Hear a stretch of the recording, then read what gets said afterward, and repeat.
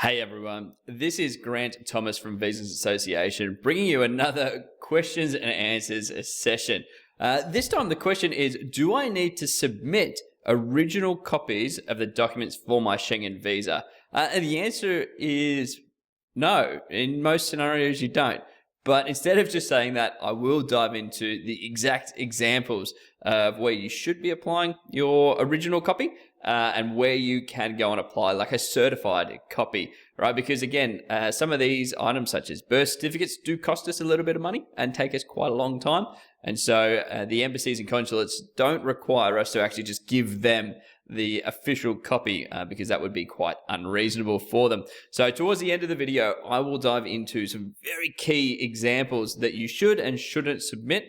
But before that, I'm going to talk a little bit about why the original copies or even certified copies are so important. Now, when you submit to a Schengen visa, what they are looking to do is try and understand if you are you.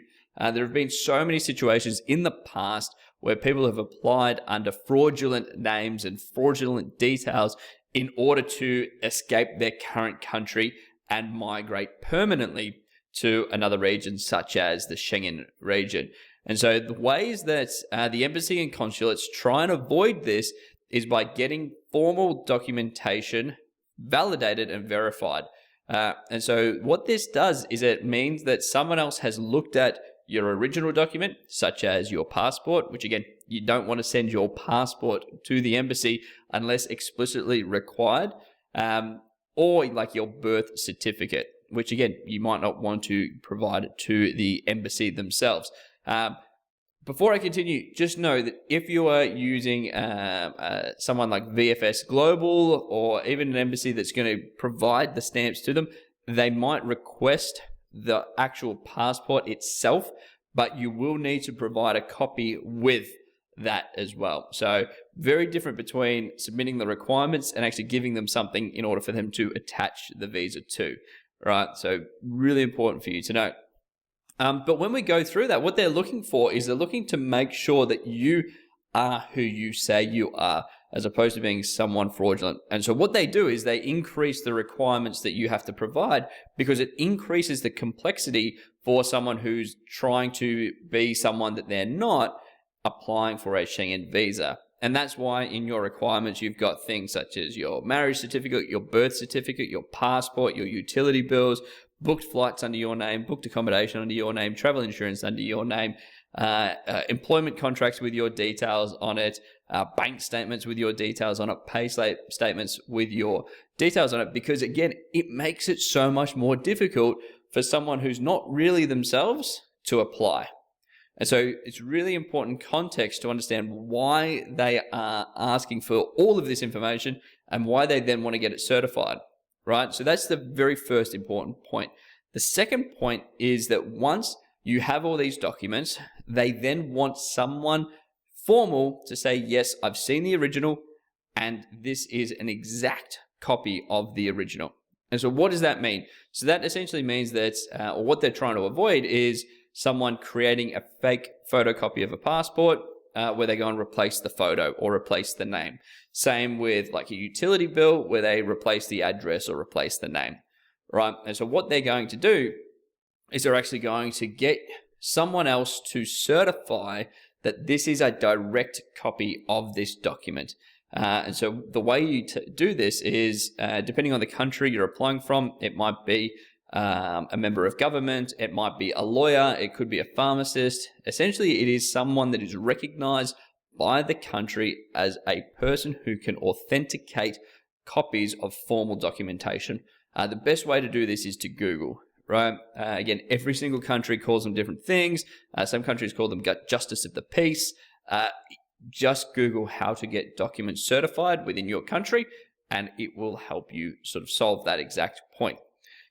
So what it is you, for example, if we're talking about a copy of a passport or a copy of a birth certificate, you go to this member of government or this lawyer or this government representative with the actual passport and the actual birth certificate. So this is the formal documents that you have received from the government. This isn't a copy. It's not a colored photocopy.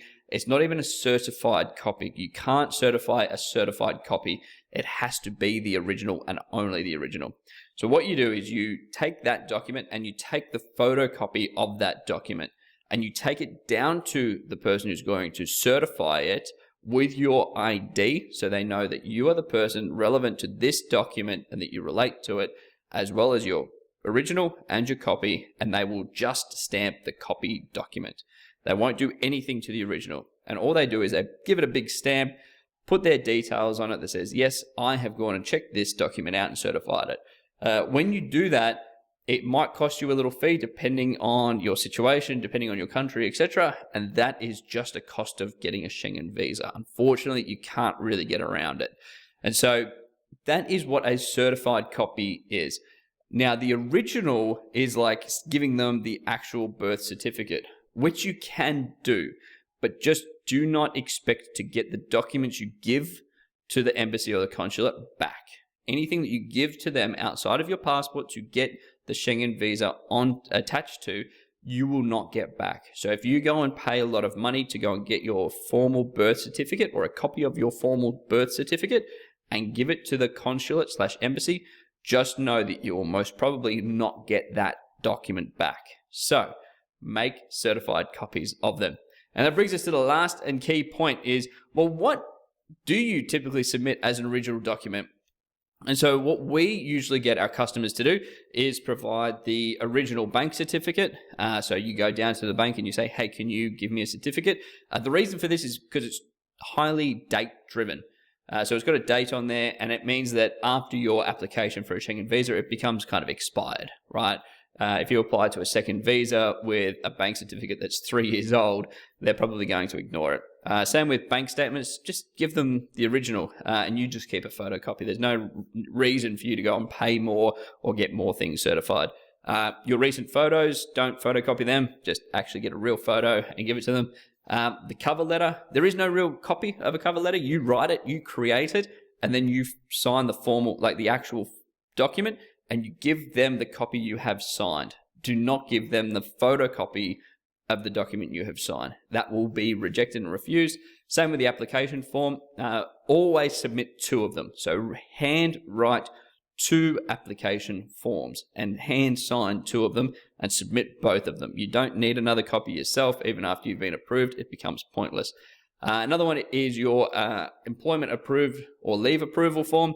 So hopefully you get one from your line manager that's got a wet signature on it. That's actually a pen on paper that says this is done, because that's great to go and provide back to the embassy. Same with parent authorization. Essentially, they're duplicating they're creating a document for you that says, yes, I authorize them to do this. Same with no objection certificates from an employer or from a university or a school or parents. And same with sponsor letters. You can make a copy for yourself, but give them the formal. And so when you look through a lot of these, especially sponsor documents, etc., with our clients, we always recommend them to get 2 copies of everything. So do 2 copies of your application form, do 2 copies of your parental authorization, do 2 copies of your NOC, do 2 copies of your sponsor letter. Even with your certificate of employment, for example, do 2 copies. So that is really where you want to do your originals. These documents are not something you need day to day. It doesn't matter if you don't have the original, but it does matter to the embassy and consulate because they actually want to see the one that someone has signed. So to them, it's highly important. To you, it doesn't really matter. And so what are some things that you want to provide the certified copies of? So this is passport. As a matter of fact, it's mandatory. Again, I would get duplicates, so I'd get 2. I'd get my passport photocopied twice. For passports, do your profile page, do all of your internal pages with stamps on it, as well as do all of your visa pages, and get 2 copies of them and get 2 copies of them certified. Again, you just don't know when you will need it. Most of the time you won't, but it is a time-consuming activity to go and get them certified and notarized. So just go and get 2 copies of them. Birth certificates, usually it's more expensive to get the copy of the birth certificate than it is to certify it. So make a photocopy, certify it, and submit it. Marriage certificates are the same. They're just annoying to get another copy of. Employment contract, you want to keep your own formal copy of your employment contract. just go and get a copy of it done, or even your employment certificate, and submit the copy of that. Again, don't forget to get it certified. And so all of them are key things that you can actually copy or make a photocopy of and get someone else to sign and certify. Now, if all of the items that you see on the screen have not been certified, it does increase the possibility of a refusal or a denial. So they really care about either getting the original document or a document certified by someone of the public, because they know that it means that you are a real person and that someone else has validated that they've seen you in the flesh, they've seen your ID, and they've seen the documents that match the person that they've seen. So hopefully this has really helped answer the question around, well, what documents do I need to provide the originals versus the certified copies of? And if not, ask any questions below and we're more than happy to help out. So please also do us a favor and click the like button below this video, because what it does is it increases the awareness of this video to other people who are applying for their Schengen visa just like you. As well as click the subscribe button, because they do update the requirements throughout the year, which means that every time we inform our audience of all of the different changes that the Schengen visa or Schengen region does, you'll be notified first above everybody else, which means that you can adjust your application appropriately.